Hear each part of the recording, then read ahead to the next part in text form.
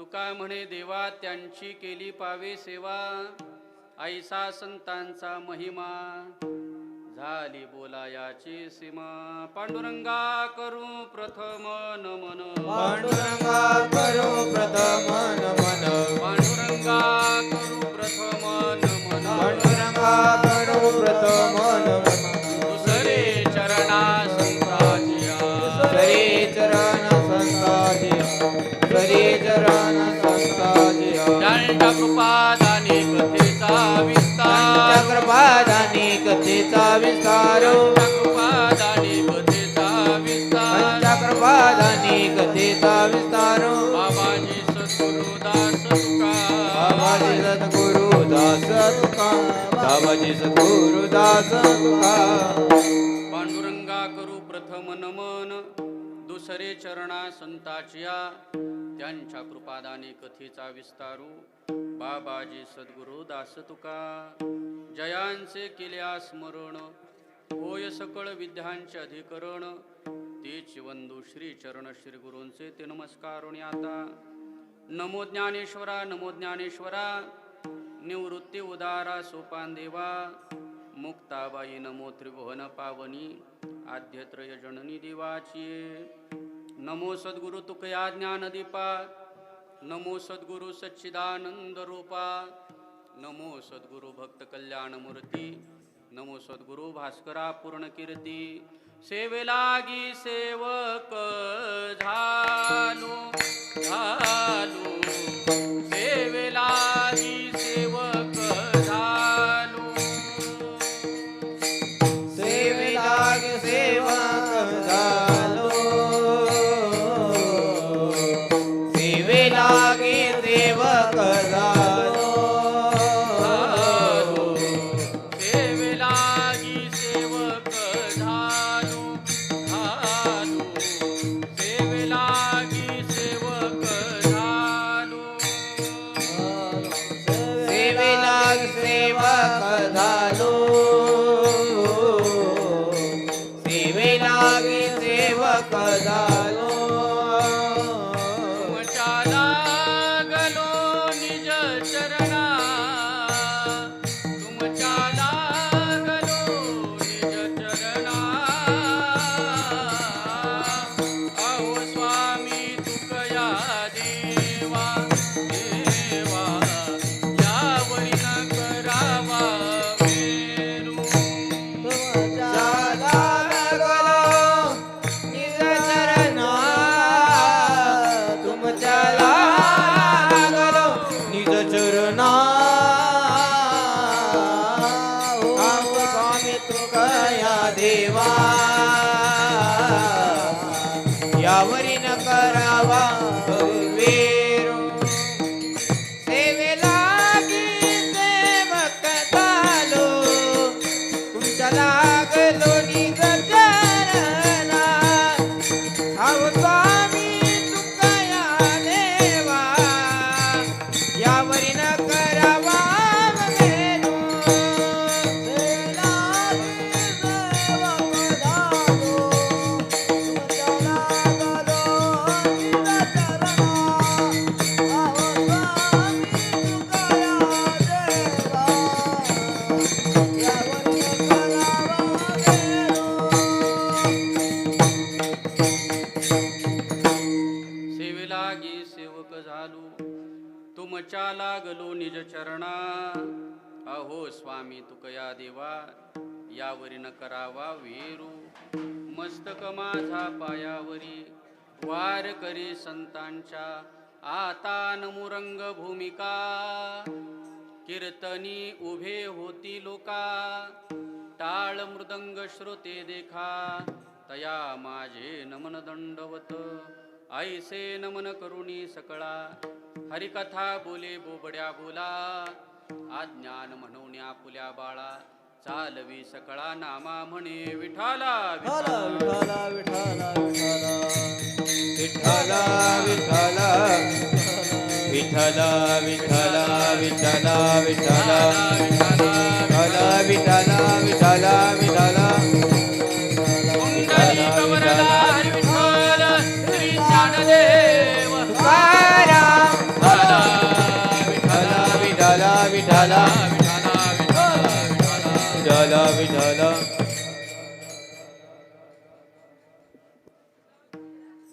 आलिंगन घडे मोक्ष सायुजता जोडे, आलिंगन घडे मोक्ष सायुजता जोडे, ऐसा संतांचा महिमा झाली बोलायाची सीमा. विठाला विठाला विठाला विठाला विठाला विठाला विठाला.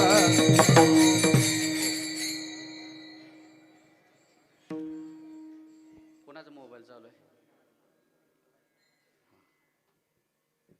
आता पार्ट्या बदलू नका.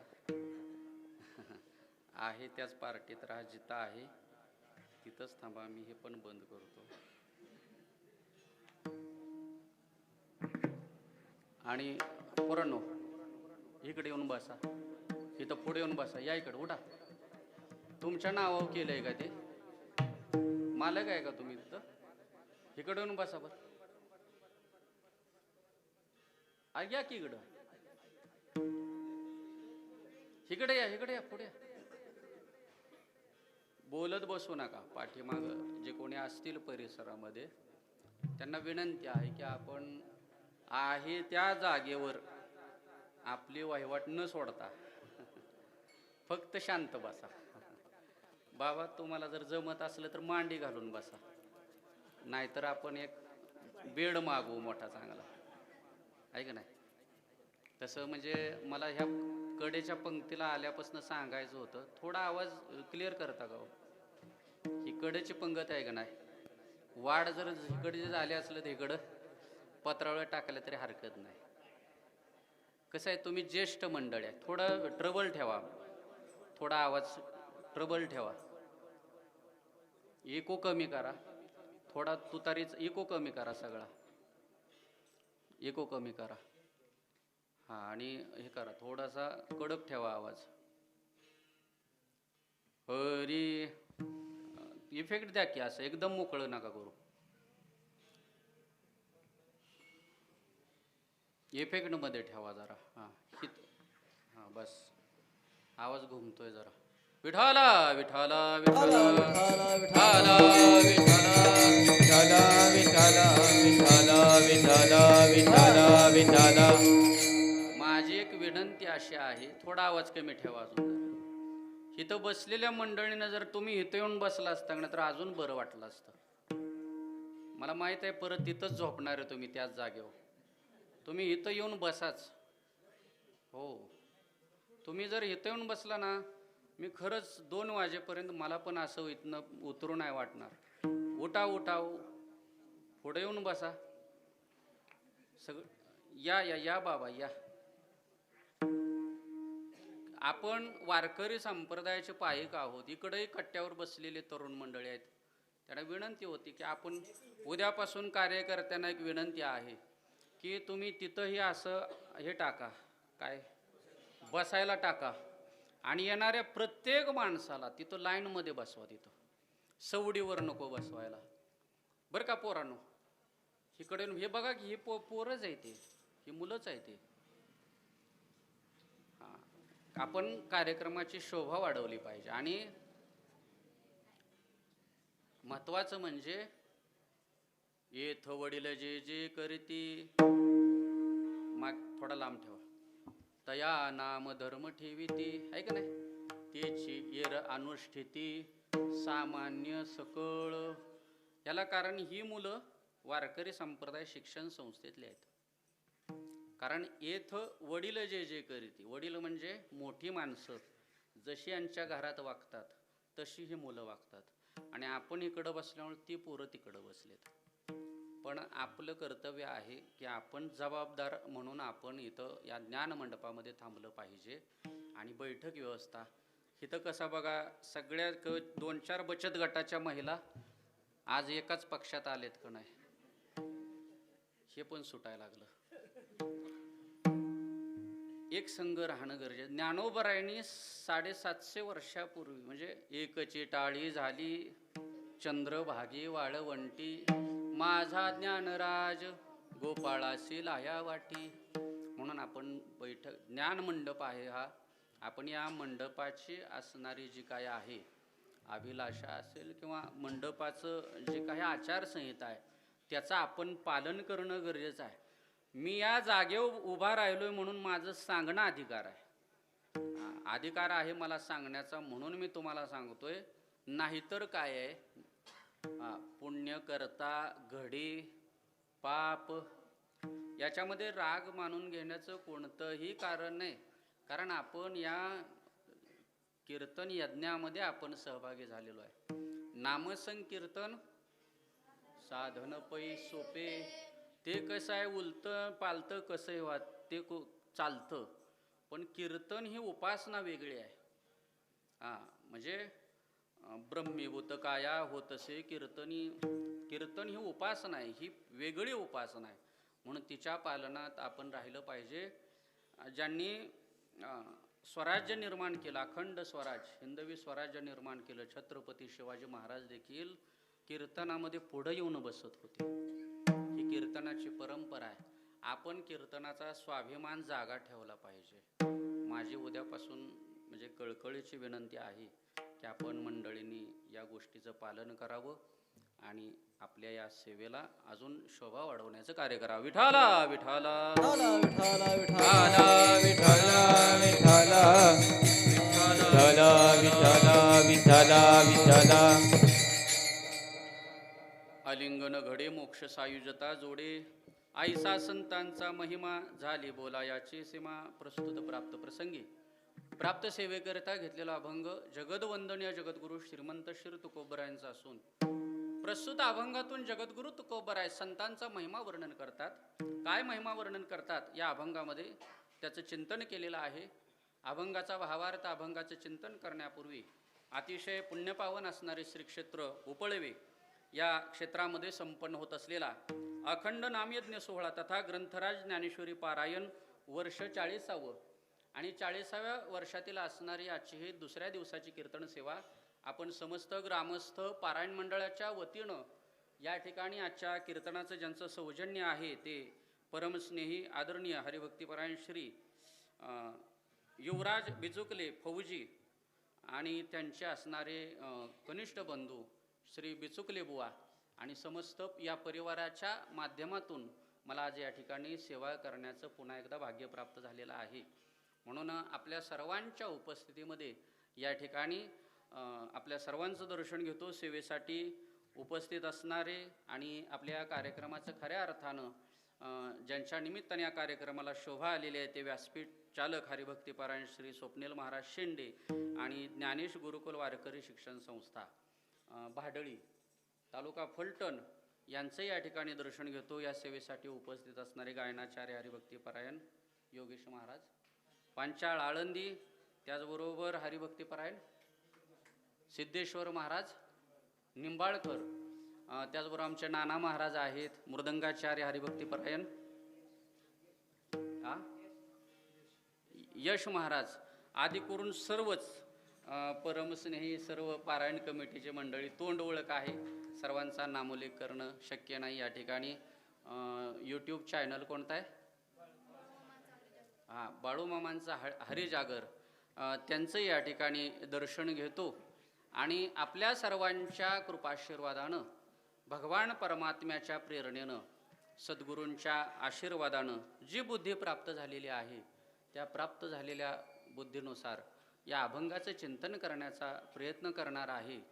संतपर प्रकरणातला अभंग सेवेसाठी घेतलेला आहे. अभंग जगद्गुरु तुकोबरायांचा आहे. संतांची सेवा, त्याचबरोबर संतांचं महत्त्व, संतांचा महिमा काय असतो या अभंगातून जगद्गुरु तुकोबरायांनी त्याचं वर्णन केलेलं आहे. आपण ज्या निमित्तानं या ठिकाणी नामयज्ञ सोहळा करतोय, संत शिरोमणी सावता महाराज यांचा 731वा समाधी सोहळा आपण साजरा करतोय. कितवं वर्ष आहे हे? 731वा. आपल्या कार्यक्रम पत्रिकेत पुढच्या वर्षी याचा नक्कीच उल्लेख केला जाईल. फक्त 731 ना 732 करा. पुढच्या वर्षी 732 वर्ष, म्हणजे हे 731वे वर्ष संत शिरोमणी सावता महाराजांच्या संजीवन समाधी सोहळ्याचं आहे.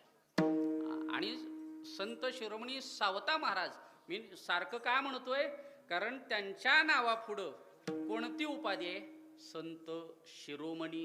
ही सगळ्यात मोठी असणारी जी आहे पदवी, त्या अखिल संतांमध्ये एकमेव संत कोणते असतील तर ते संत शिरोमणी सावता महाराजच आहे. विठाला विठाला विठ्ठला विठ्ठला विठ्ठला विठ्ठला विठ्ठला विठ्ठला. संत शिरोमणी. आणि दुसरी एक अशी उपाधी किंवा दुसरी एक अशी पदवी आहे ती भक्त शिरोमणी आहे. भक्त शिरोमणी म्हटलं की नामदेवराय. भक्त शिरोमणी म्हटलं की कोण? संत नामदेव महाराज. आणि संत शिरोमणी म्हटलं की संत सावता महाराज. विठाला विठाला विठ्ठला विठ्ठला विठ्ठला विठ्ठला विठ्ठला. संत शिरोमणी का म्हटलेलं आहे? तसं पाहायला गेलं तर वर्षातून फक्त हेच काय 4-8 दिवस असतील सावता महाराजांच्या चरित्राचा आणि त्यांच्या नामाचा जास्त गजर होणारा एकमेव एवढाच काळ असेल. अन्यथा एक वर्षानंतरच काय होतं, सावता महाराजांचं चरित्र असेल किंवा त्यांच्या समाधी सोहळ्याच्या निमित्तानं त्यांच्या असणाऱ्या नामाचा या ठिकाणी अट्टहास केला जातो. पण वारकरी संप्रदायामध्ये सर्वश्रेष्ठ संत सावता महाराज कसे, याला कारण जर असेल 700 वर्षापूर्वीचा काळ जर बघितला, ज्ञानदेवे रचला पाया उभारिले देवालया, या न्यायानं जर आपण विचार केला तर ज्ञानोबरायांचा काळ हा वारकरी संप्रदायाच्या उत्क्रांतीचा काळ आहे. वारकरी संप्रदायाचा असणारा सर्वश्रेष्ठ सुवर्ण काळ कोणता असेल तर तो म्हणजे ज्ञानोबरायांचा काळ आहे. ज्ञानोबरायांच्या काळामध्ये जेवढे संत झाले तेवढे संत परत 700 वर्षात तेवढे संत झाले नाहीत. ज्ञानोबरायांचा काळ जर पाहिला, ज्ञानोबरांनी सगळ्या संतांची मांदियाळी काय केली? एकत्र केली. जयाने घातली मुक्तीची गवांदी, मेळविली मांदी वैष्णवांची. ज्ञानोबराय असे एकमेव संत आहेत की त्या ज्ञानोबरांनी सगळ्या संतांची मोठ एका ठिकाणी बांधली आणि क्रांती केली. आणि तुमच्या आमच्या सारख्या बहुजन समाजासाठी ज्ञानदेवे रचला पाया.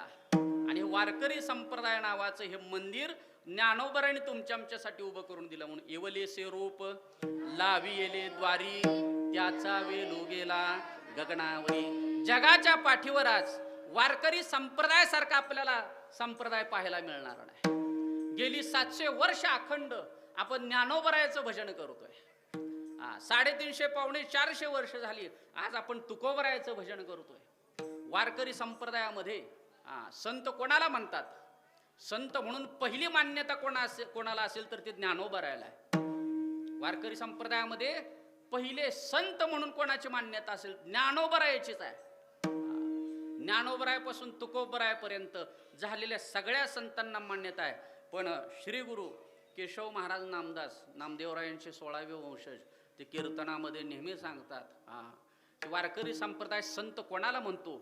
ज्याने ज्ञानोबरायाचं वर्णन केलं त्यांना वारकरी संप्रदाय संत म्हणतो. विठाला विठाला विठ्ठला विठ्ठला विठ्ठला विठ्ठला विठ्ठला विठ्ठला विठ्ठला विठ्ठला. म्हणून संत म्हणून आपण आपल्या जीवनामध्ये जर पहिली कोणाला मान्यता देत असेल, संत अनेक आहेत पण संतांच्या यादीमध्ये पहिलं नाव ज्ञानोबराय तुकोबरायचं असेल ना, तर तिथून पुढे खरं सगळ्या आपल्याला संतांच्या कृपेची देखील मान्यता आपल्याला मिळेल. असा संतांचं श्रेष्ठत्व आहे. म्हणून ज्ञानोबरायांनी सगळे संत एकत्र केले. सगळ्या संतांची मांदियाळी वाळवंटामध्ये सगळे संत एकत्र आले आणि सगळ्या संतांना एकत्र घेऊन तुम्हा मला असणार हे ज्ञान सगळ्या जनसामान्यांच्या पर्यंत पोचवलं. असं हे ज्ञानोबरायांचं काळ आहे. पण त्याच ज्ञानोबरायांच्या काळामध्ये संत शिरोमणी सावता महाराज देखील एक ज्येष्ठ संत म्हणून त्यांना मान्यता मिळाली किंवा त्यांनी मान प्राप्त केला. ज्ञानोबरायापेक्षा 25 वर्षानं ज्येष्ठ कोण असतील वयानं तर ते संत शिरोमणी सावता महाराज आहेत. ज्ञानोबरायांच्या जन्माच्या अगोदर 25 वर्ष ज्येष्ठ कोण आहेत? सावता महाराज आहेत. आणि नामदेवरायापेक्षा 20 वर्षानं ज्येष्ठ आहेत. म्हणून ज्या वेळेस संत शिरोमणी सावता महाराजांचं चरित्र आपण पाहिलं ऐकलं तर त्याच्यामध्ये मुख्य ज्या ठिकाणी न्यायनिवाडा करण्यात आलेला आहे त्यावेळेस संत शिरोमणी सावता महाराजांची प्रमुख भूमिका आहे. स्वतः देवानं ज्या वेळेस नामदेवरायांची परीक्षा घ्यायची होती, नामदेवरायांची परीक्षा घ्यायची होती त्यावेळेस त्या परीक्षेसाठी परीक्षक म्हणून जर कोणाला निवडलं असेल देवानं तर ते सावता महाराजांना निवडलेलं आहे. ज्या ज्ञानोबरायांनी आणि नामदेवरायांनी तीर्थयात्रा केली, तीर्थयात्रा केल्यानंतर मावंद घालण्याचा एक प्रघात असतो. मग ते मावंद घालण्यासाठी, निमंत्रण देण्यासाठी, आणि त्याच्यामध्ये ज्येष्ठत्व म्हणून कोणाचं असेल तर ते सावता महाराजांचं आहे. असं श्रेष्ठत्व सावता महाराजांचं आहे. म्हणून वारकरी संप्रदायातले असणारे ज्येष्ठ संत सावता महाराज असल्यामुळे त्यांना सगळ्या संतांचे शिरोमणी म्हणतात. विठाला विठाला विठ्ठल विठ्ठल विठ्ठल विठ्ठल विठ्ठल विठ्ठल. या न्यायानं आपण संत शिरोमणी सावता महाराजांचा 731वा यंदा संजीवन समाधी सोहळा संपन्न करतोय. मला थोडक्यात या प्रस्तावनेमध्ये ह्या आवर्जून सांगावं असं वाटेल की संत शिरोमणी सावता महाराज आणि ज्ञानोबराय असे दोन्ही समकालीन असणारे संत, ज्ञानोबराय आणि संत शिरोमणी सावतोबा यांच्यामध्ये कोणत्याही प्रकारचं उणीव किंवा कोणत्याही प्रकारचा भेद नव्हता. मग ते सामर्थ्यानं असेल किंवा इतर कोणत्याही तत्वानं असेल, तेवढं सामर्थ्य सावता महाराजांचं होतं. ज्यावेळेस सावता महाराजांनी आपला अंतकाळ प्राप्त केला त्यावेळेस काय योग क्रिया केलेली आहे. योग क्रिया करून आपला देह भगवान परमात्म्याच्या स्वरूपामध्ये काय केलेला आहे, विलीन केलेला आहे. म्हणजे सावता महाराजांचं जीवन जर बघितलं आपण, सावता महाराजांच्या चरित्राचा जर अभ्यास केला तर सावता महाराजांचं जीवन हे कर्मप्रधान होतं. सावता महाराजांनी कशाला महत्व दिलं हो? कर्माला महत्व दिलंय. कर्मण्येवाधिकारस्ते मा फलेषु कदाचन. कर्म योगी संत म्हणून सावता महाराजांचा उल्लेख आपल्याला पाहायला मिळतो. प्रत्येक संतांनी एक एक भूमिका घेतली. प्रत्येक संतांनी एक एक भूमिका घेतली. ज्ञानोबरायांनी ज्ञानाची भूमिका घेतली. ज्ञानोबरायांनी कुठली घेतली? ज्ञानाची भूमिका घेतलेली आहे. संत जनाबाई महाराज सुंदर वर्णन करतात. ज्ञानाचा ज्ञानाचा ज्ञानाचा सागर, ज्ञानाचा ज्ञानाचा ज्ञानाचा सागर, ज्ञानाचा ज्ञानाचा ज्ञानाचा सागर, ज्ञानाचा ज्ञानाचा ज्ञानाचा सागर. सखा माझा ज्ञानेश्वर ज्ञानेश्वर, सखा माझा ज्ञानेश्वर ज्ञानेश्वर, ज्ञानाचा ज्ञानाचा ज्ञानाचा सागर, ज्ञानाचा ज्ञानाचा ज्ञानाचा सागर. भक्ती कोणाकडे आहे? नामदेवरायाकडे आहे. मग संत एकनाथ महाराज काय मागतात? भक्ती प्रेमा विण ज्ञान नको देवा, भक्ती प्रेमा विण ज्ञान नको देवा, भक्ती प्रेमा विन ज्ञान नको देवा, भक्ती प्रेमा विन ज्ञान नको देवा, भक्ती प्रेमा विण ज्ञान नको देवा, भक्ती प्रेमा विण ज्ञान नको देवा. उतरायचं नाही.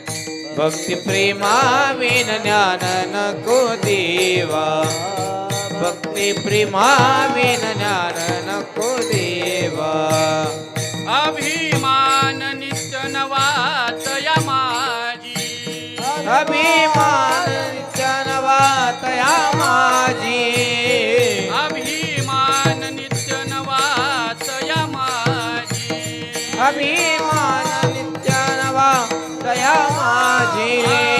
प्रेम सुख देई, प्रेम सुख देई, प्रेम सुख दे, प्रेम सुख दे. भक्ती प्रेमाविन ज्ञान नको देवा, भक्ती प्रेमाविन ज्ञान नको देवा, भक्ती प्रेमाविन ज्ञान नको देवा, भक्ती प्रेमाविन ज्ञान नको देवा. अभिमान नित्य नवा तया माझी, तया माझी, अभिमान नित्य नवा दया माझी, दया माझी. प्रेम सुख दे, प्रेम सुख दे, प्रेम सुख दे, प्रेम सुख दे.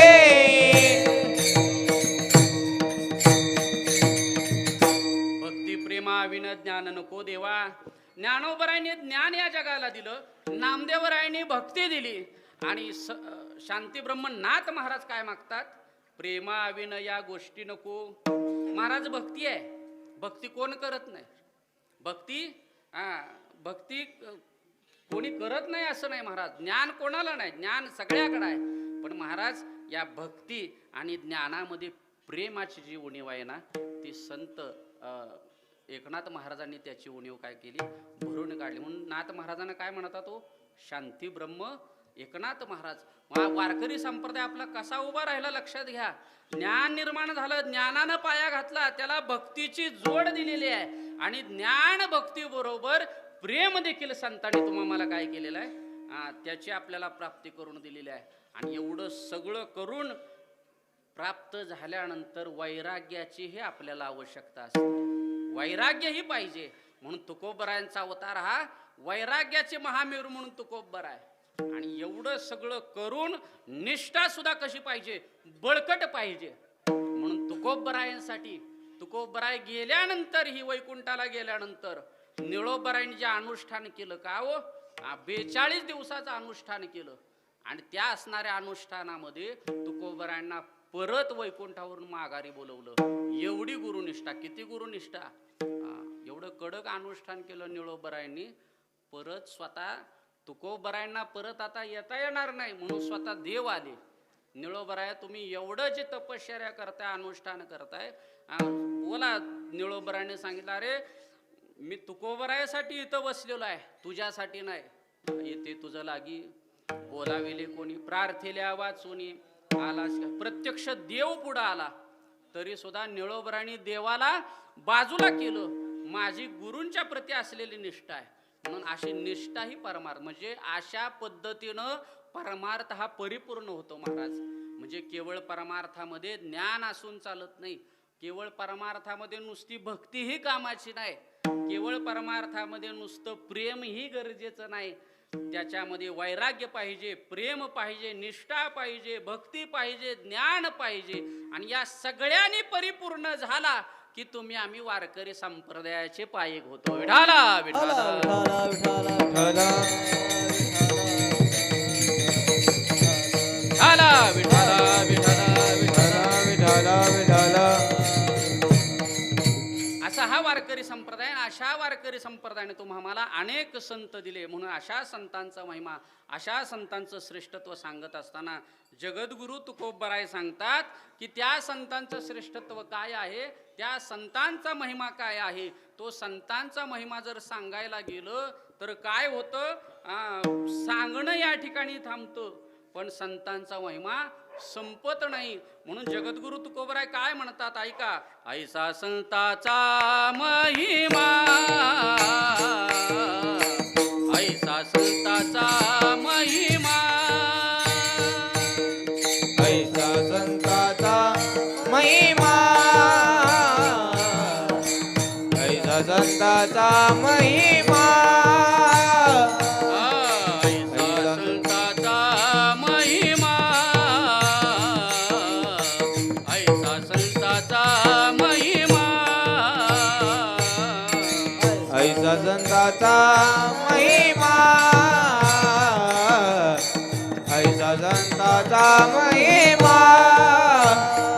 दादी बोला याची सीमा, दादी बोला याची सीमा, संताचा महिमा, ऐसा संताचा महिमा. झाली बोलायाची सीमा, झाली बोलायाची सीमा, ऐसा संताचा महिमा, ऐसा संताचा महिमा.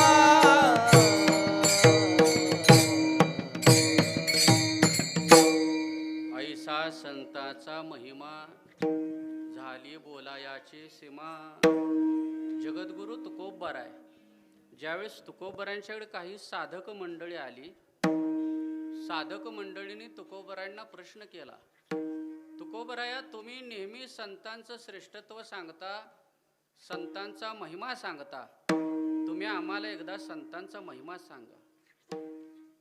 श्रीमंत श्री जगद्गुरु तुकोबरायांचं चरित्र आपण जर पाहिलं, जगद्गुरु तुकोबराय हे प्रत्यक्ष जगद्गुरु तुका अवतार नाम याचा, संप्रदाय सकळांचा, यथोनिया या न्यायानं आपण जर विचार केला, तुकोबराय हे प्रत्यक्ष नामदेवरायाचे अवतार आहेत. नामदेवरायांनी देवाला हट्ट केला. नामदेवरायांनी देवाला हट्ट काय केला? देवा, मी तुझे 100 कोटी अभंग करीन. 100 कोटी देवा मी अभंग तुझे करीन. देवाने सांगितलं, अरे नामदेवराया, 100 कोटी अभंग करण्यासाठी तेवढं आयुष्य असणं गरजेचं आहे. हे कलियुगाचं आयुष्य आहे. अल्प आयुष्य मानवी देह, शत गणिले ते अर्धरात्र खाय, मध्ये बालत्व पीडा रोग क्षय काय, भजनाशी उरले ते पाहेगा.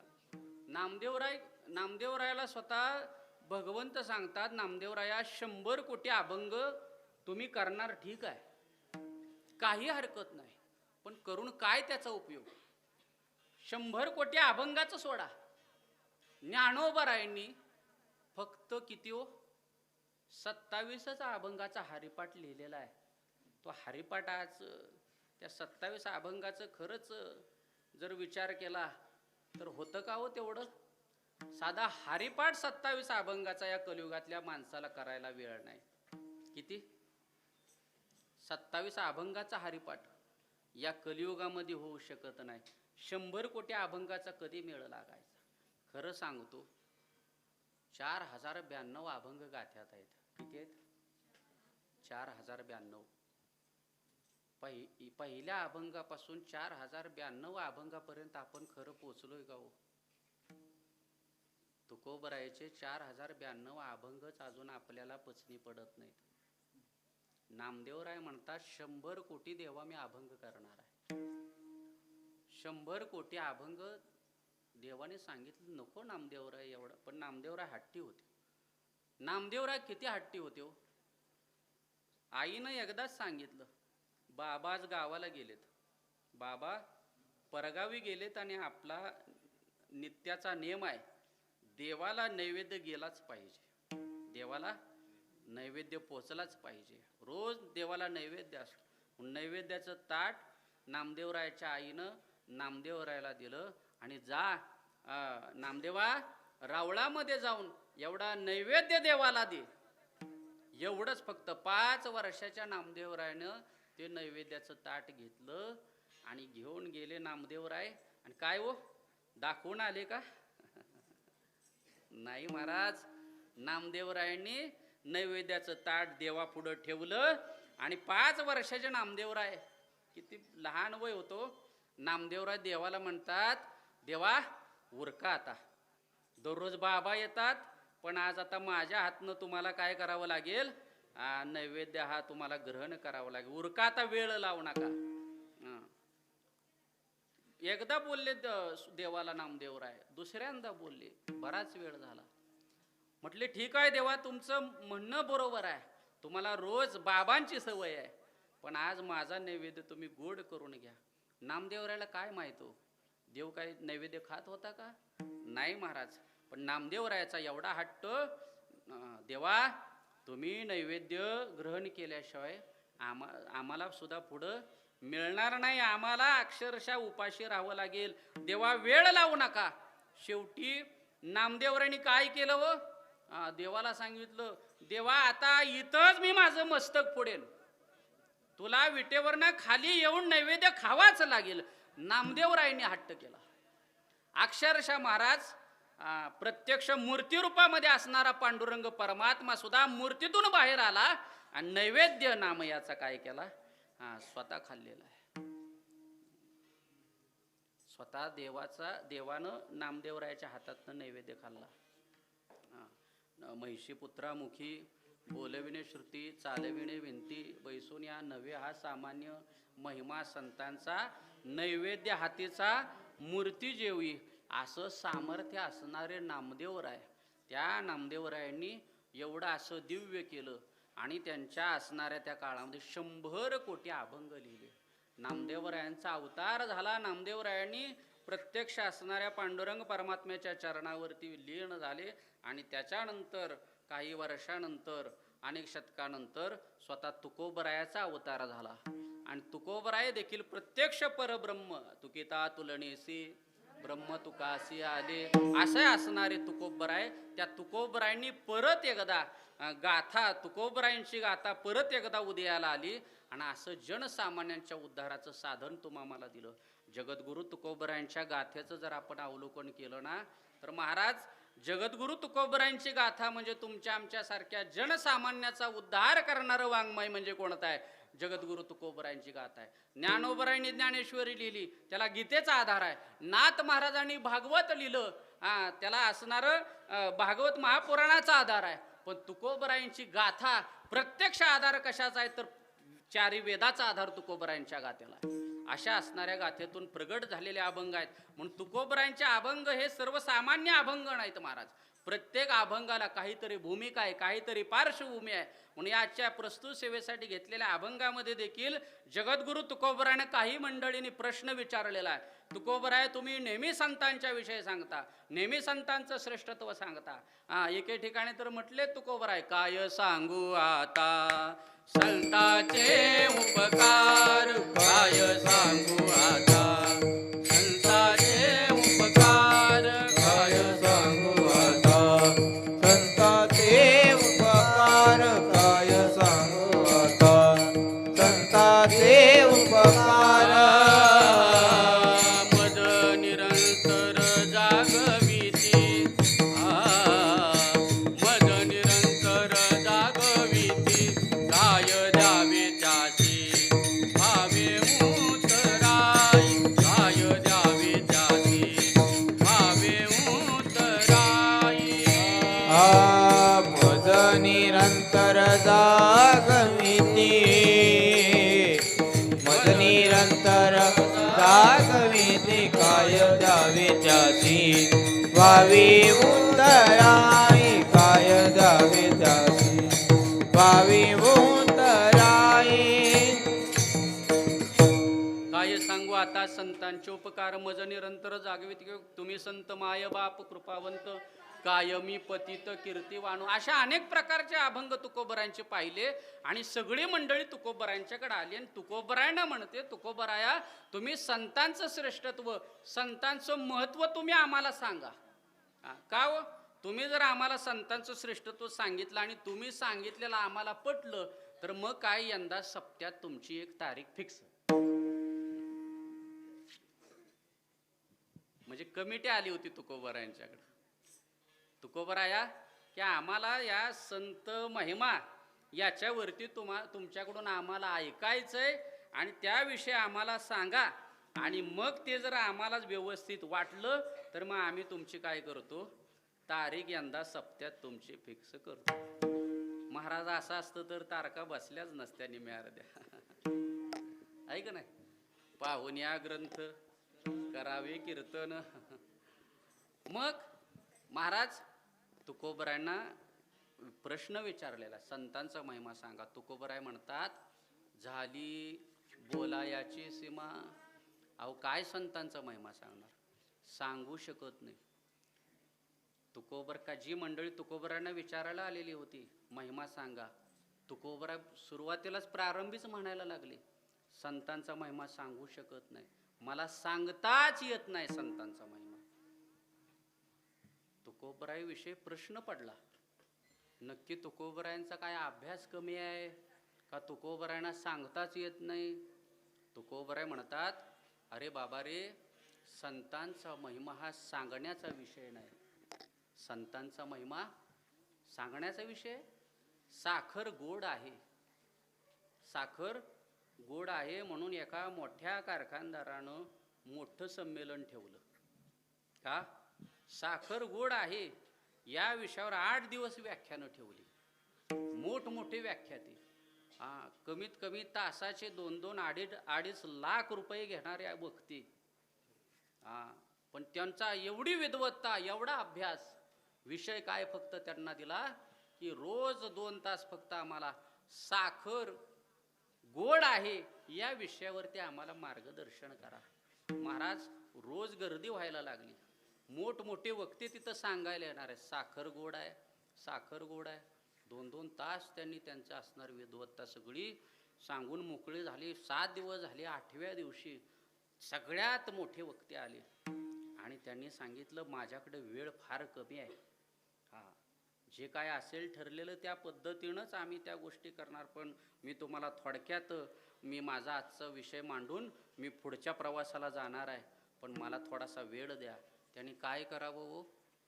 त्यांनी बसलेल्या सगळ्या मंडळींच्या हातात थोडी थोडी साखर वाटली, साखर वाटली आणि सांगितलं, आता मी तुम्हाला साखरेचं महत्त्व सांगतो. साखर गोड आहे आणि किती गोड आहे सांगू तुम्हाला. म्हणले, हातावर असलेली साखर घ्या आणि खाऊन टाका. महाराज, विषय संपला. लाखो रुपये खर्च करायची गरज आहे का? तसं संतांचा महिमा हा काय विद्वत्तेचा विषय नाही. संतांचा महिमा सांगणं हा विद्वत्तेचा विषय नाही.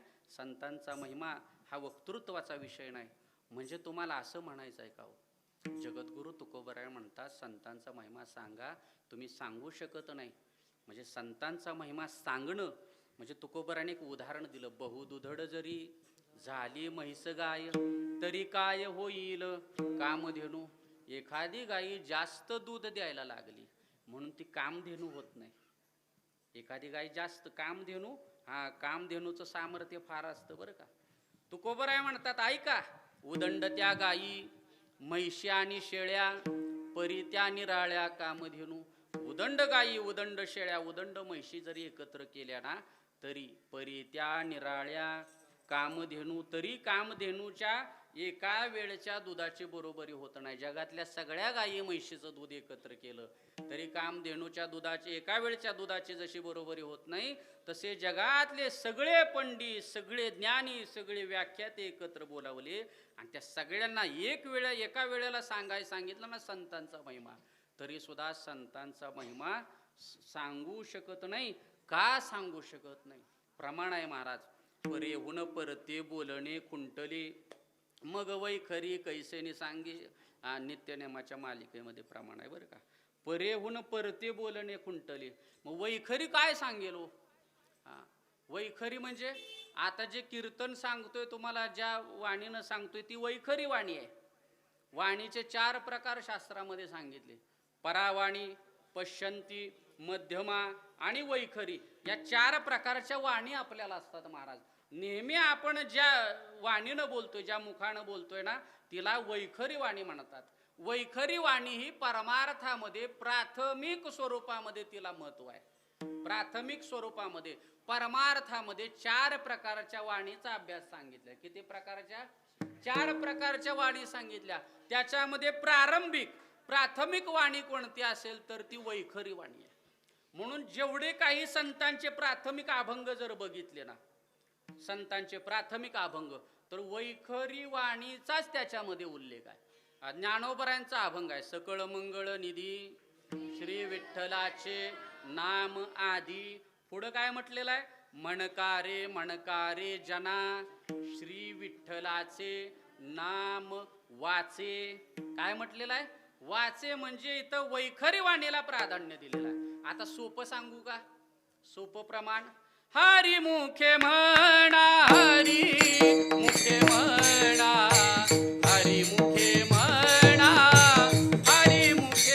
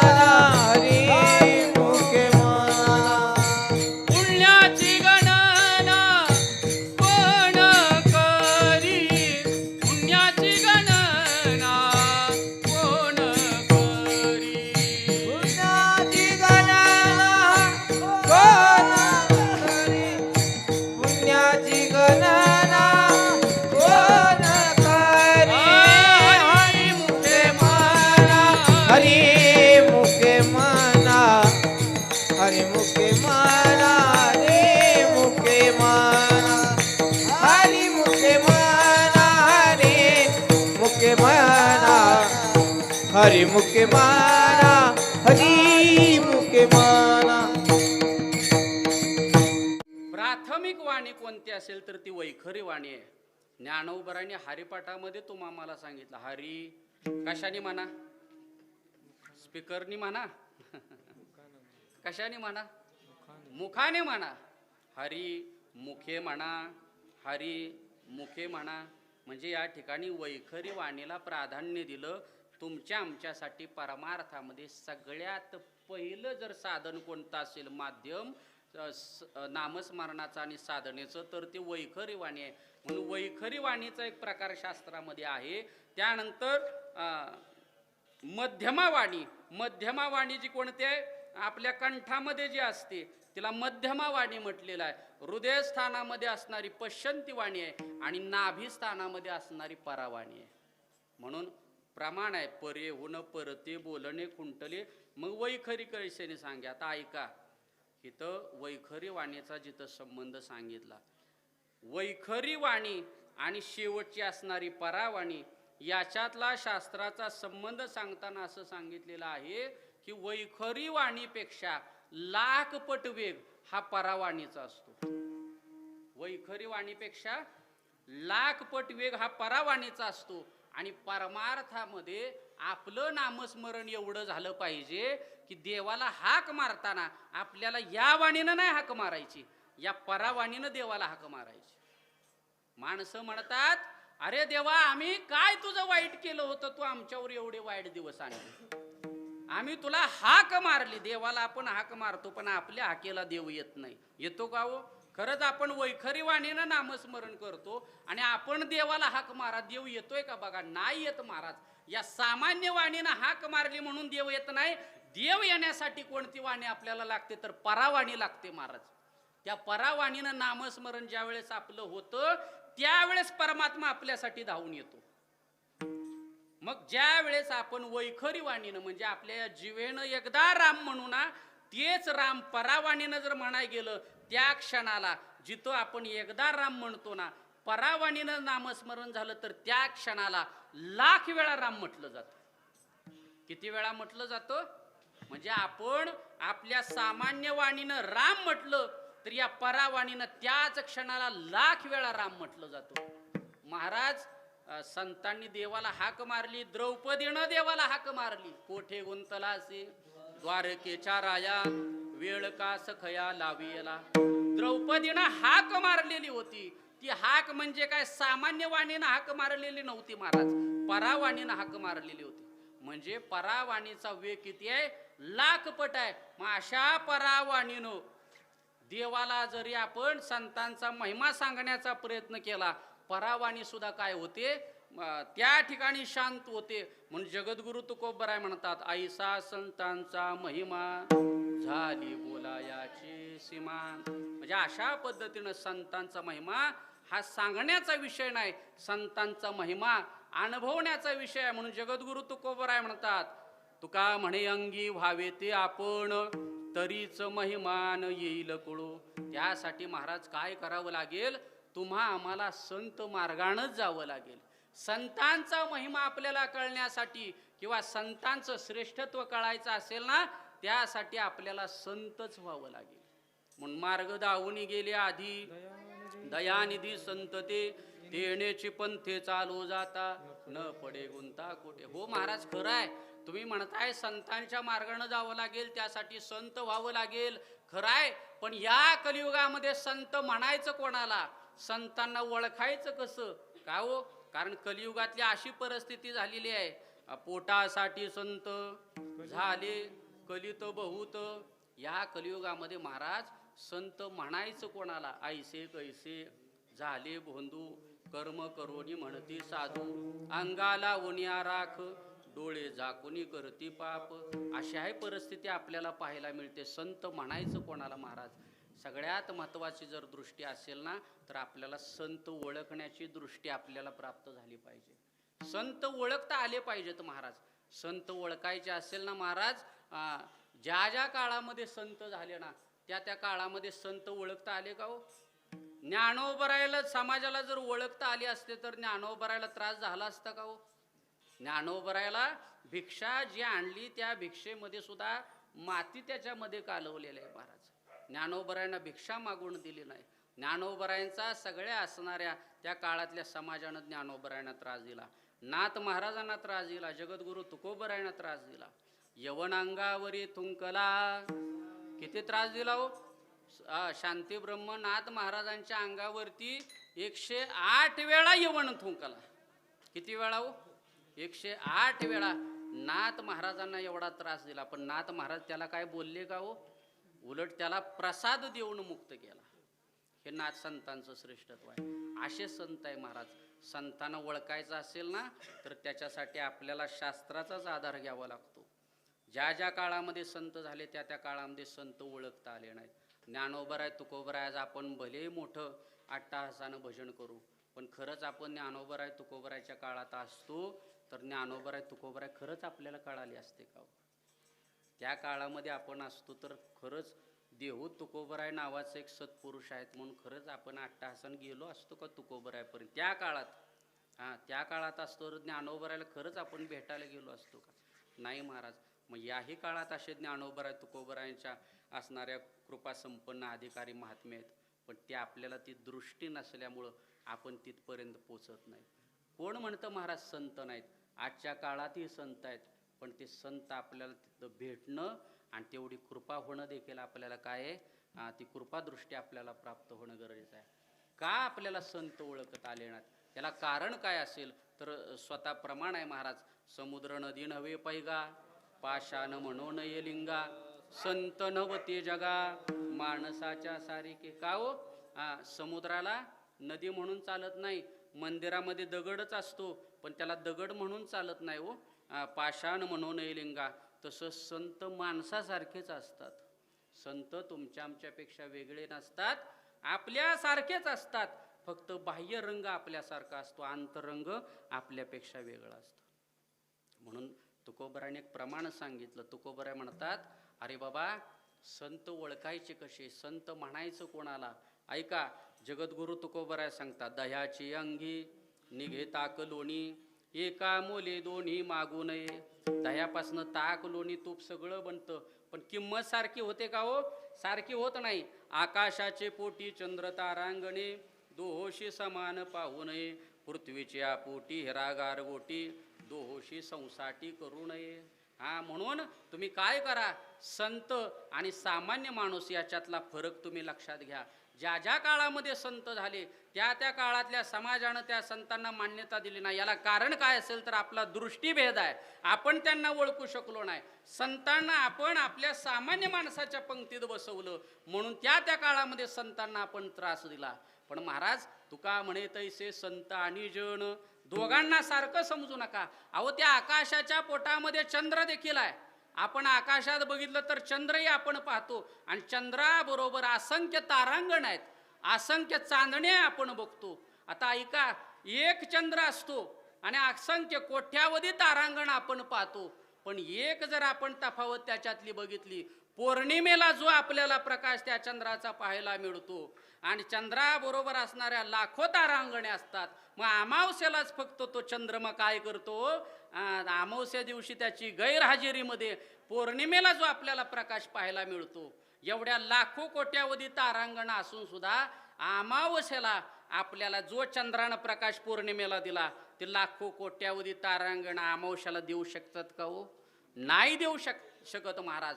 तसं संतांचा परमार्थ महाराज एका बाजूला आणि तुम्ही आम्ही जगानं केलेला परमार्थ एका बाजूला. म्हणजे संतांनी जेवढा परमार्थ त्यांच्या आयुष्यामध्ये केला ना, आपण आपल्या पिढ्यानपिढ्या काय आज 700 वर्ष जरी आपण एवढा परमार्थ केला तर ज्ञानोबरायच्या परमार्थाबरोबर आपली कधीच बरोबरी होणार नाही महाराज. की आपल्या परमार्थाचं काय आहे की तफावत आहे महाराज. म्हणून संतांच्या मध्ये आणि आपल्यामध्ये हा फरक आपण लक्षात घेतला पाहिजे. म्हणून संत काय करावं, आपण केवळ उगाची माता ठेवी चरणी हेची भली. आपण त्यापेक्षा काय करावं, अशा संतांच्या चरणावरती काय करावं, डोकं ठेवावं. एवढाच आपला अधिकार प्राप्त होतो महाराज. म्हणून संत आणि सामान्य माणूस याच्यामध्ये फरक आहे. मग हा फरक लक्षात आल्यानंतर जगद्गुरु तुकोबराय सांगतात असं हे संतांचं श्रेष्ठत्व आहे. मग त्या श्रेष्ठत्वामध्ये संतांचा महिमा जर विशेष काय असेल तर तो अभंगाच्या प्रथम चरणात आलिंगन गडे आलिंगन गडे आलिंगन गडे आलिंगन गडे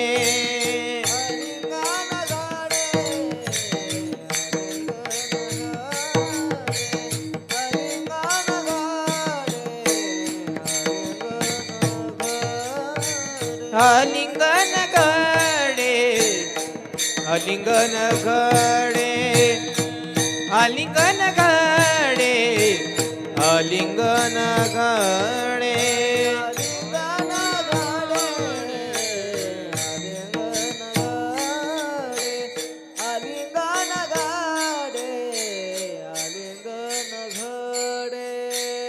मोक्ष सायुजता जोडे मोक्ष सायुजता जोडे ऐसा संताचा महिमा ऐसा संताचा महिमा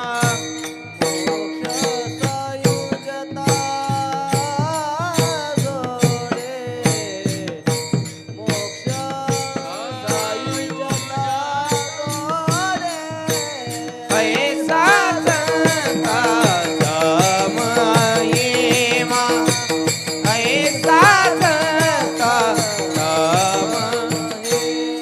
संताचा महिमा आलिंगन घडे मोक्ष सायुजता जोडे ऐसा संताचा महिमा झाली बोलायाची सीमा. असे संत महात्मे की त्या संतांचं श्रेष्ठत्व किंवा संतांची उणीव तुम्ही आम्ही भरून काढू शकत नाही.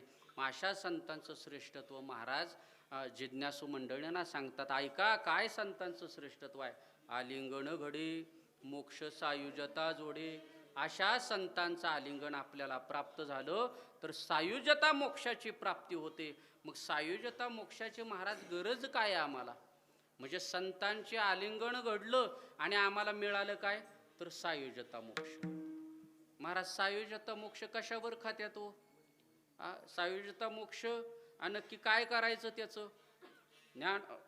सायुजता मोक्षाचा ना आमचा काय संबंध नाही. म्हणजे आम्हाला ज्या गोष्टीची गरज नाही ती आम्हाला मिळाली. फायदा काय झाला महाराज. सगळं कीर्तनाव आता तुम्हीच म्हणा ऐक नाही. संतांचं आलिंगन प्राप्त झालं आणि मिळालं काय तर सायुजता मोक्ष. ऐका सायुजता मोक्ष मिळाला संतांच्या आलिंगनानं. काय विशेष वाटलं का हो.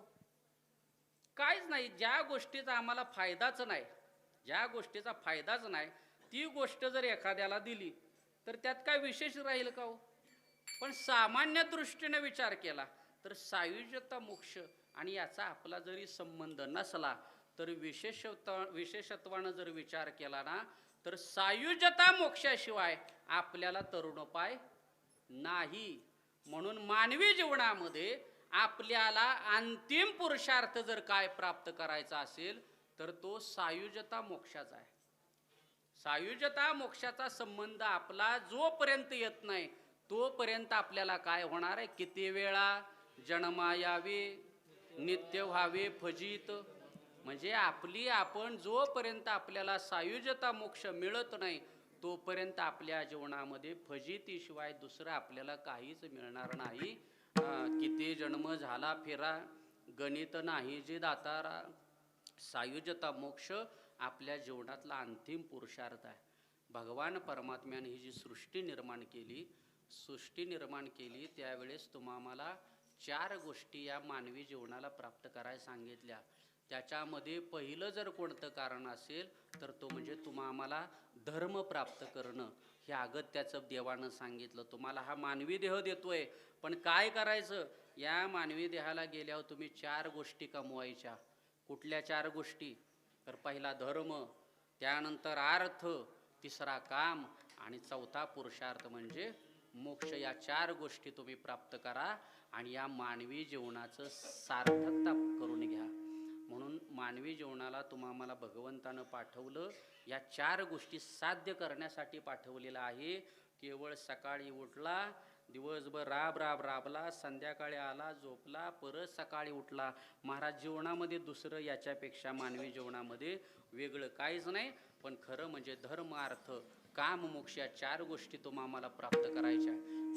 माणूस पण एवढा चतुर महाराज, त्याने काय केलं, धर्म आणि मोक्ष इकडच्या शिवण पलीकडं पाठवून टाकलं आणि धर्म तिकडं पाठवून केला. फक्त 2 गोष्टी तेवढ्या आपण पक्क्या काय केल्या, धरून ठेवल्या. म्हणजे मधल्या 2 कोणत्या हो? धर्म सोडून दिला. धर्मानंतर जे महत्वाचा अर्थ प्रत्येकानं पकडला. अर्थ म्हणजे पैसा, धनसंपदा, ही गोष्ट तेवढी पक्की माणसानं बांधून ठेवली. आणि पैशाबरोबर काम, या 2 गोष्टी माणसानं तेवढ्या सोडल्या नाहीत. सोडल्या कुठल्या? फक्त धर्म आणि मोक्ष या 2 गोष्टी त्याला लाथ मारून टाकल्या महाराज. आणि म्हणून अख्खा समाज, सगळी ही दुनिया कशाच्या पाठीमागं धावते हो? तर पैशाच्या मागं धावते. ही दुनिया धावते कशाच्या मागं? पैसा आणि काम. काम म्हणजे प्रपंच, म्हणजे पोरं बाळ, याच्या पाठीमागं सगळी दुनिया धावते. म्हणून संत कबीरदास महाराज देखील म्हणतात, सब पैसे के भाई, दिल का साथी कोई नहीं. तुकोबराय देखील म्हणतात, धनवंता लागी, धनवंता लागी, धनवंता लागी, धनवंता लागी, धनवंता लागी, धनवंता लागी, धनवंता लागी, सर्व मान्यता है जगी, सर्व मान्यता है जगी, सर्व मान्यता है जगी. माता पिता बंधुजन, माता पिता बंधुजन, सर्व मान्यता है जगी, सर्व मान्यता है जगी, सर्व मान्यता है जगी. माता पिता बंधुजन. माता पिता बंधुजन.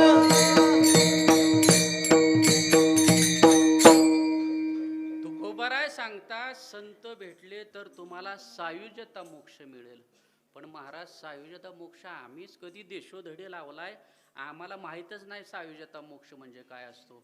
आणि महाराज, धर्म आता नक्की कशाला, ह्याला धर्म म्हणायचं का त्याला धर्म म्हणायचं, याचाही आमचा संभ्रम झालाय.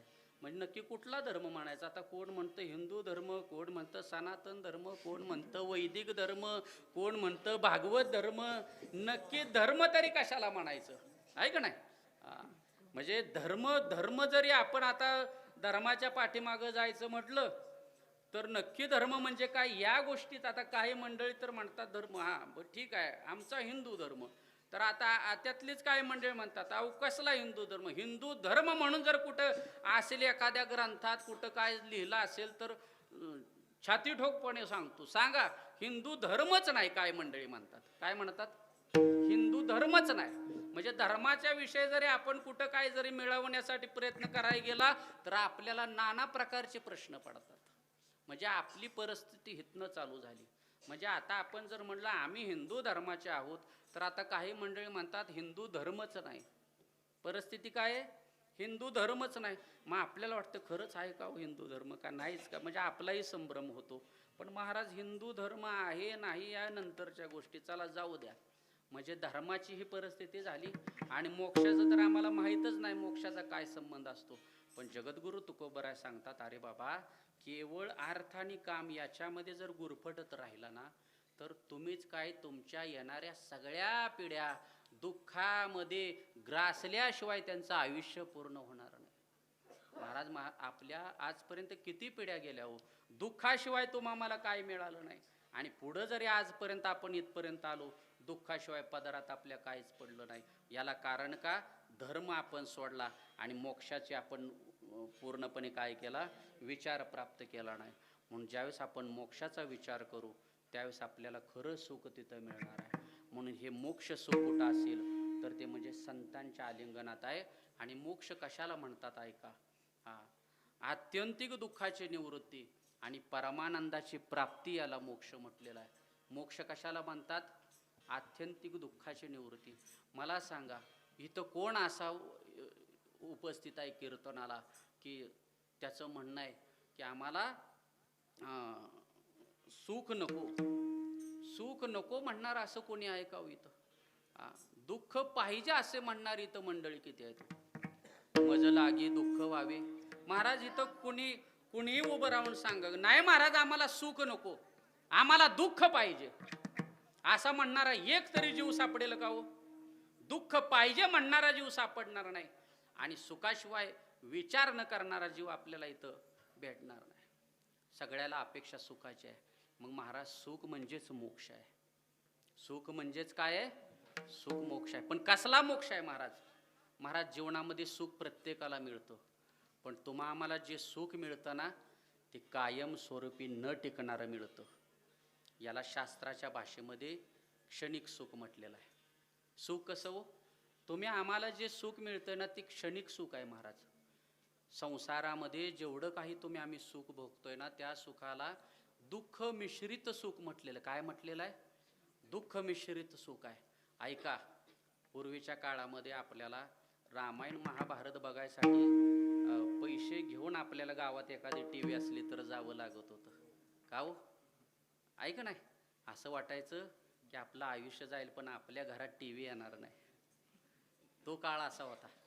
आपली पिढी जरी गेली ना तरी आपल्या घरात आपल्याला कधी टी व्ही घेणं जमणार नाही. टी व्ही सोडा महाराज, आता प्रत्येकाच्या घरात 4-4 मोबाईल आहेत. ऐका नाही, ते रामायण बघण्यासाठी आपण जीवाचा आकांत करत होतो त्या जुन्या काळामध्ये, ती परिस्थिती. पण महाराज आज तो जो आनंद होता ते क्षणिक सुख होतं, त्यातलंच होतं ते.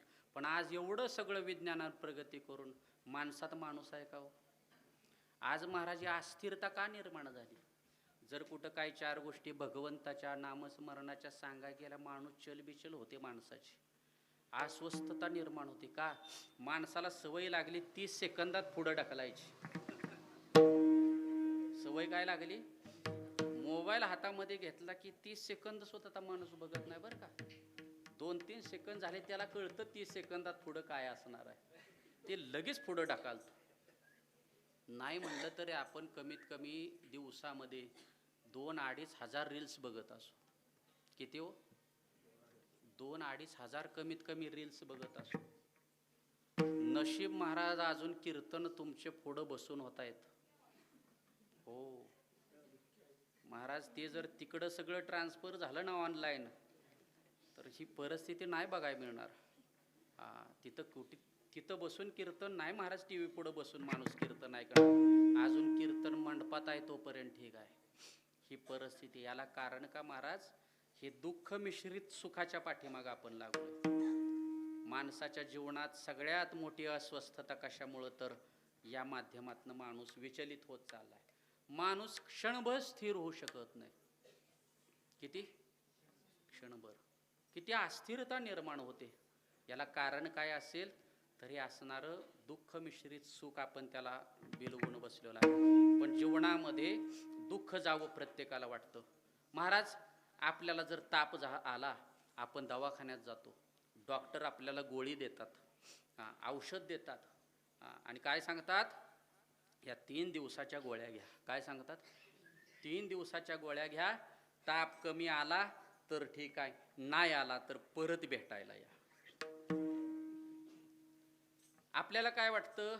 आपला ताप लगेच जावा, ताप जावा म्हणून डॉक्टर गोळ्या देतात. पण कोणत्या डॉक्टरने आतापर्यंत असं सांगितलं का हो?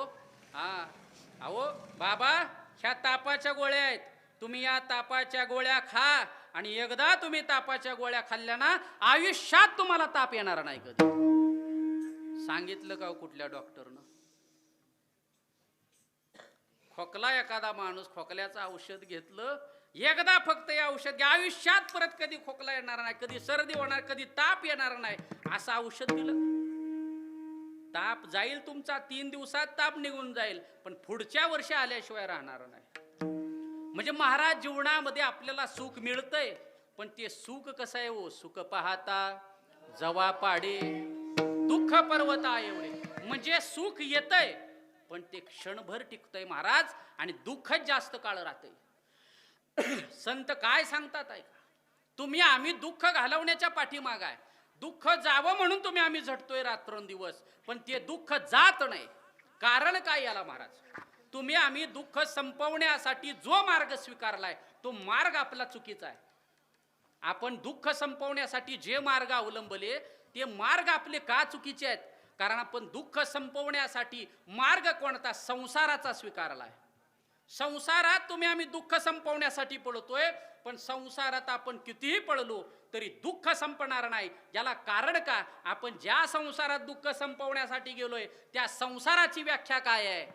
दुःख बांधवडी आहे हा संसार, दुःख बांधवडी आहे हा संसार, दुःख बांधवडी आहे हा संसार, दुःख बांधवडी आहे हा संसार, सुखाचा विचार नाही कोठे, सुखाचा विचार नाही कोठे, दुःख बांधवडी आहे हा संसार, दुःख बांधवडी आहे हा संसार.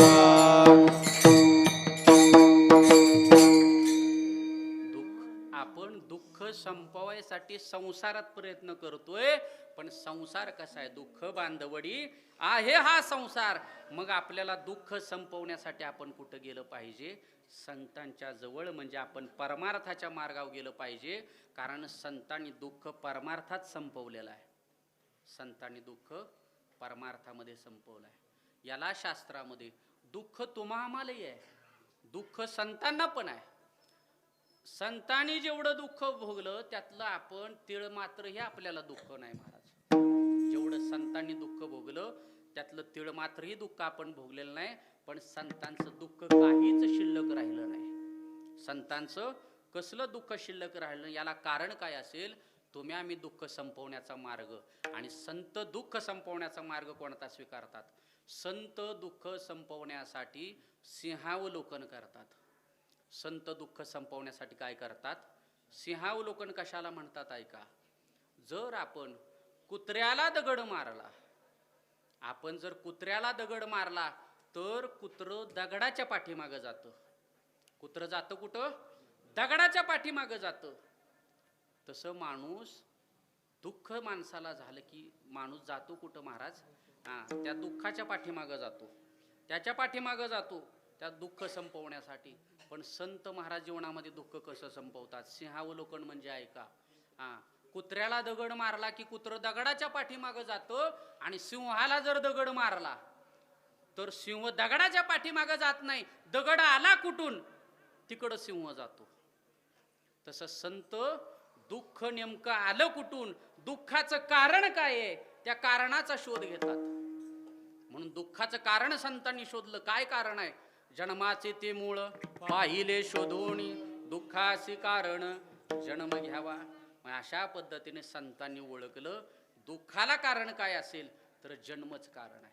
म्हणजे अशा पद्धतीनं संत काय करतात, जीवनातलं सगळं दुःख संपवतात, पण ते दुःख कशानं, त्या सायुज्यता मोक्षानं संत दुःख संपवतात.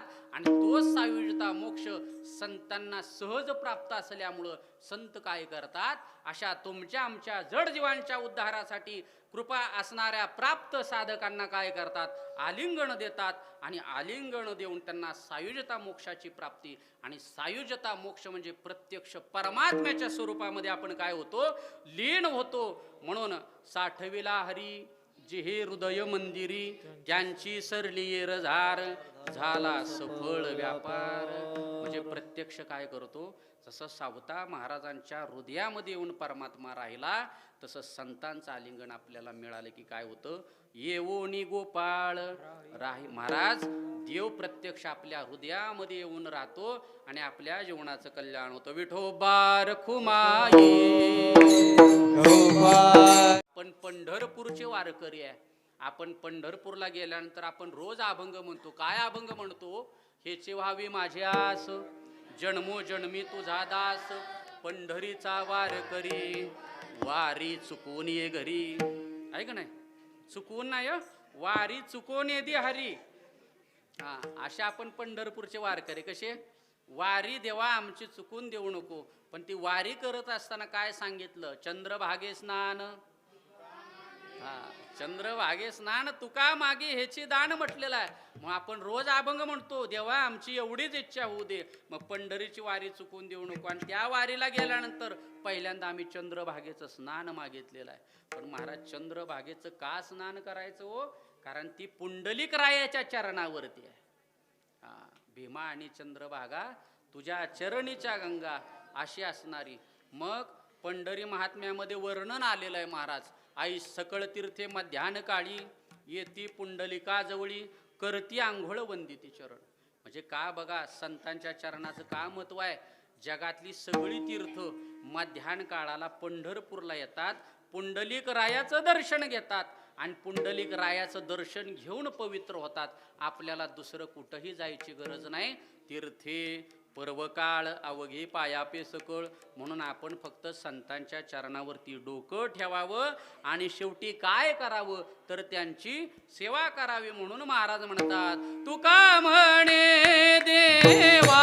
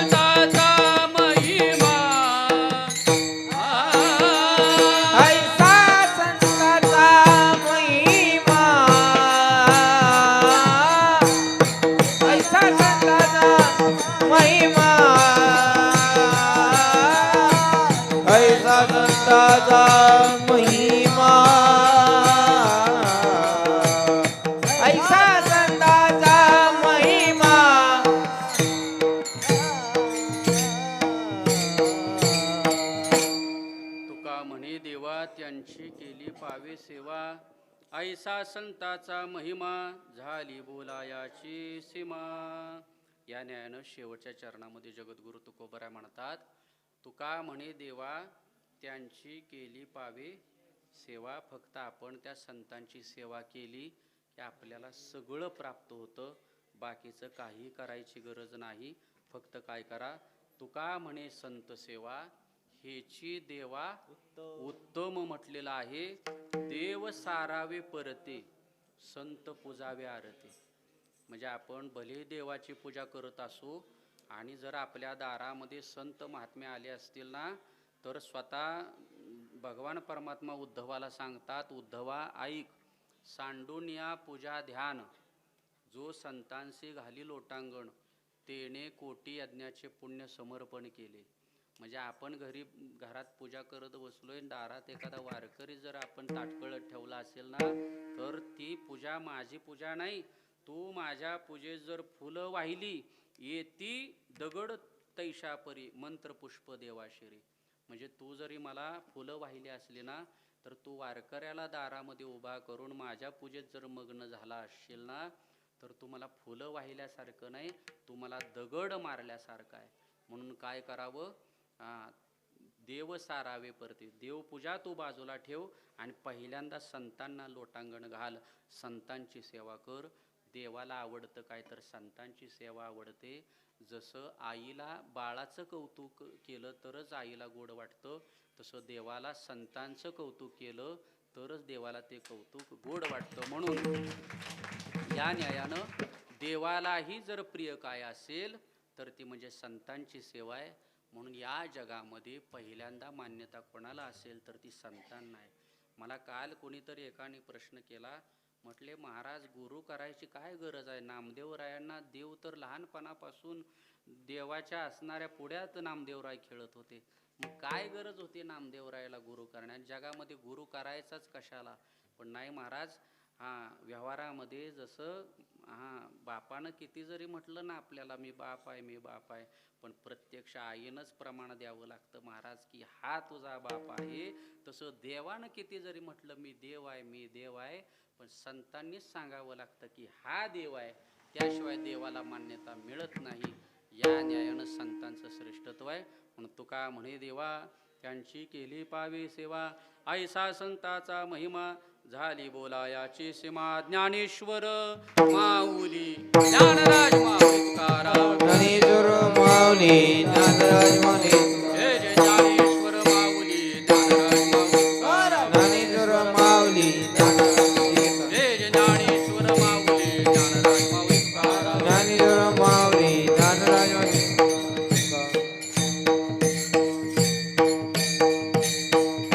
ऐसा संताचा महिमा झाली बोलायाची सीमा. या ठिकाणी सेवेसाठी घेतलेला अभंग संतपर प्रकरणातील संतांचा महिमा वर्णन करणारा. या ठिकाणी जसं जगद्गुरु तुकोबराय म्हणतात, झाली बोलायाची सीमा, पण आपली बोलण्याच्या पलीकडं झाली आहे का नाही. म्हणजे आपली 11:15 आपण जवळ आलो, 9 ते 11 असणारी कीर्तनाची सीमा, पण आपण त्या सीमेच्या पलीकडं आलो. त्याबद्दल मी 15 मिनटं वाढल्याबद्दल सर्वांची क्षमा मागतो, माफी मागतो. बोलण्याच्या ओघामध्ये जर काही कमी जास्त राहिला असेल तर ते आपण आईवडिलाच्या अंतःकरणानं ते तरी न्यूनते पुरते अधिक ते सरते. करुणी घ्यावे तुम ते विनवितो असे या न्यायानं. उणा असेल तर ते पूर्ण करून घ्या, जास्त असेल तर ते बाजूला सारा. या न्यायानं झालेली सेवा आपल्या सगळ्या संत सज्जनांच्या चरणावरती समर्पित करतो. आपण सर्वांनी या ठिकाणी मला सेवा करण्याची संधी दिली, सेवा करण्याचं भाग्य प्राप्त करून दिलं, त्याबद्दल पारायण मंडळाचं, संयोजन कमिटीचं पुन्हा एकदा मनपूर्वक आभार मानतो. आजच्या कीर्तनाचं ज्यांचं सौजन्य आहे ते आपल्या गावचे असणारे सुपुत्र आणि पारमार्थिक क्षेत्रामध्ये जे आपलं कार्य नेहमी तत्पर असणारे हरिभक्तीपरायण बिचुकले बुवा, यांचं अत्यंत मोलाचं कार्य या पारमार्थिक क्षेत्रामध्ये आहे. सामान्य व्यक्तिमत्व जरी असलं तरी परमार्थाची त्यांची असणारी जाण ही अत्यंत श्रेष्ठ आहे. म्हणून त्यांनाही या ठिकाणी वंदन करतो. या ठिकाणी उपस्थित असणारे सर्व गायनाचार्य, वादक, गुणीजन मंडळी, आमचे परमश्रद्धेय हरिभक्तीपरायण व्यासपीठ चालक आणि या सप्ताहाचे मार्गदर्शक असणारे हरिभक्तीपरायण स्वप्नील महाराज आणि सर्व शिक्षण संस्था, सर्व विद्यार्थ्यांचं या ठिकाणी दर्शन घेतो, आभार व्यक्त करतो. आणि या ठिकाणी झालेली सेवा समर्पित करीत असताना ज्या संतांचं श्रेष्ठत्व आपण सांगण्याचा प्रयत्न केला त्या संतांचं एकदा नामस्मरण करा. नामदेव जनाबाई, नामदेव जनाबाई, नामदेव जनाबाई, नामदेव जनाबाई, नामदेव जनाबाई, नामदेव जनाबाई, नामदेव जनाबाई, नामदेव जनाबाई.